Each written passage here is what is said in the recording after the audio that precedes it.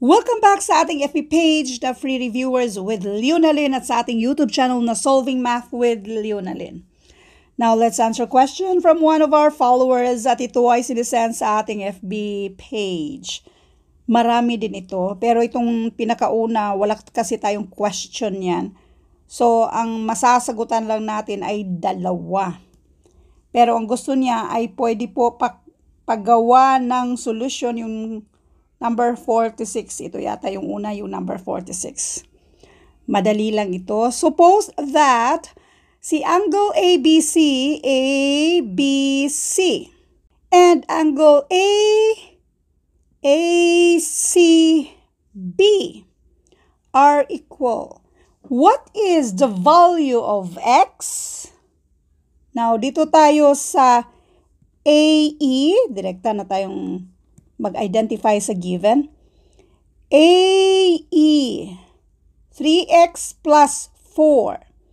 Si CE, asa man si CE, y minus 3. BE, B at saka CE, okay.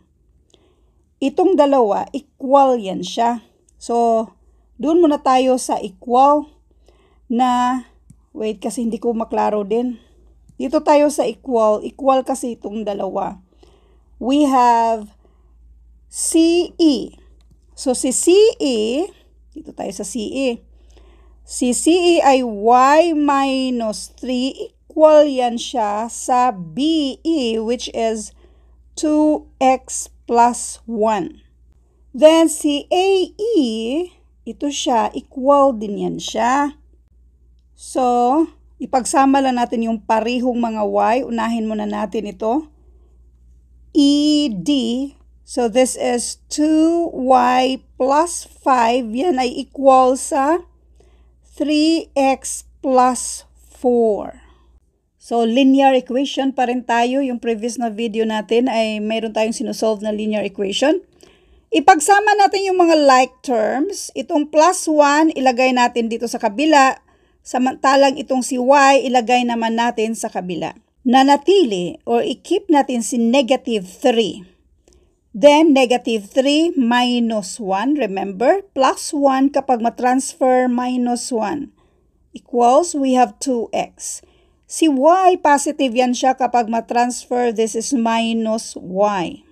Next, dito naman tayo sa pangalawang equation na nandito.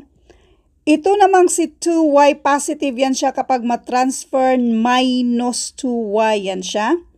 So, meron tayong positive 5 na natitira. Si plus 4, kapag matransfer pang minus na yan dito. Meron tayong 3x. 3x minus 2y.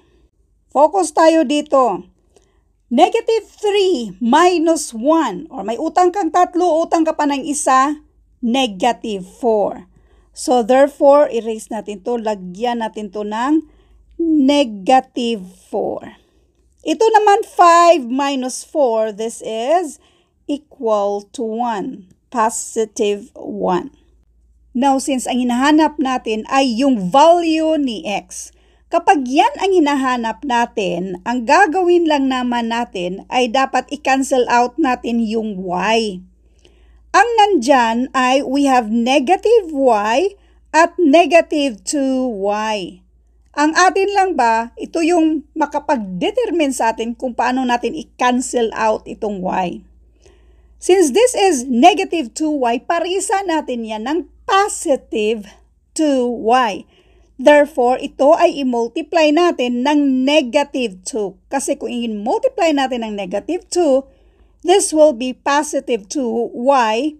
So, kung ipares na natin yan siya, makancel out na yan. So, ano nga bang i-multiply natin? Negative 2. So, ang buong equation na ito ay multiply natin ng negative 2. So, we have negative 2 times negative 4. This is positive 8. Negative 2 times 2x. This is negative 4x, negative 2 times negative y, this is positive 2y. Then, kopyahin lang natin yan. 1 equals 3x tapos negative 2y. Itong dalawang equation na ito ay i-add natin yan siya. 8 plus 1, this is 9. Negative 4x plus 3, this is negative x. Again, negative 4 plus 3. Kopyahin lang si x. Bali, this is negative 1x. Pwede namang hindi isulat yung 1. So, therefore, ito pwede na nating i-cancel out. Ang natitira, 9 equals negative x. Ang hinahanap natin ay yung value ni x. Ang value ni x, ang hinahanap natin yan ay negative x. So, therefore, itong negative ay transfer natin sa kabila. In other words, mag-divide tayo. Ito yung coefficient natin na 1.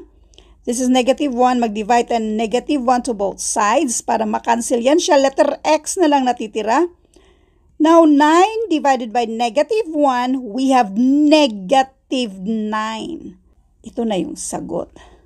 Ang x ay negative 9, letter B. Isa pang paraan.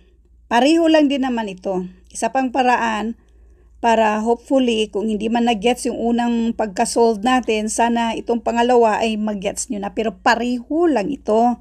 Iba lang ang gagawin natin kasi nasa kabila na ilagay natin itong si 3x plus 4. Asa na ba itong si AE? AE ay equal sa DE. Ito. So therefore, this is equal to 2y plus 5. So ngayon, ito naman yung equal. So we have 2x plus 1 equals y minus 3. Ipagsama natin yung mga like terms. Plus 4 magiging minus 4. Plus 1 magiging minus 1. Isulat muna natin itong si 3x. Then si 2y kapag matransfer positive yan siya, minus 2y na yan. So ang natitira ay 5 minus 4, this is equal to 1. Next, 2x. 2x, si positive y kapag matransfer minus y, yan siya. Now, negative 3 minus 1, this is negative 4. So, meron na naman tayong isa sa kanila. Ang i-multiply natin yung buong equation kung saan ang ating i-cancel out ay yung y. So, therefore, ito ay i-multiply natin ng negative 2. Negative 2 times 2x, this is negative 4x. Negative 2 times negative y, this is positive 2y.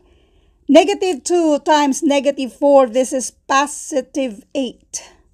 Kopyahin lang natin itong isa.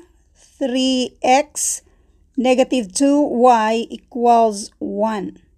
Itong dalawang equation na ito ay i-add lang natin yan siya. So, negative 4x plus 3y, this is negative x. Ito, again, ay i-cancel lang din natin. 8 plus 1, this is equal to 9. Hinahanap natin ay yung positive x or si x. So, therefore, itong negative or mag-divide tayo ng negative 1 to both side. So, therefore, this is negative 9. Kaya ang value ni x ay negative 9. Pareho lang. Next, the sum of 4 consecutive multiple of 7 is 1,582. What is the smallest among those integers? Madali lang. Let n para sa first number.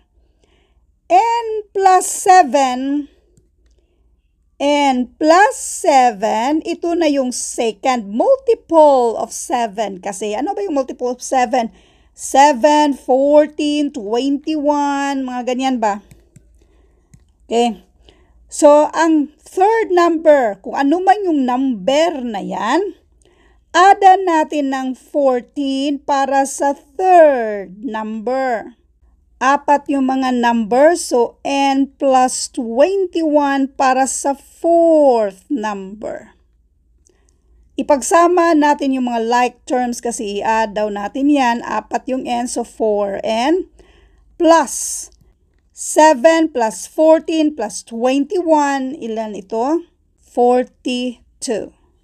Yung total daw nito nasa mismong given ay 1,582. Pagsama natin mga like terms, kailangan natin kukunin yung value ni n. Plus 42, since pang-add siya dyan, kapag matransfer pang minus na siya, ang matitira na lang ay itong 4n. 4n equals 1,582 minus 42. This is 1,540.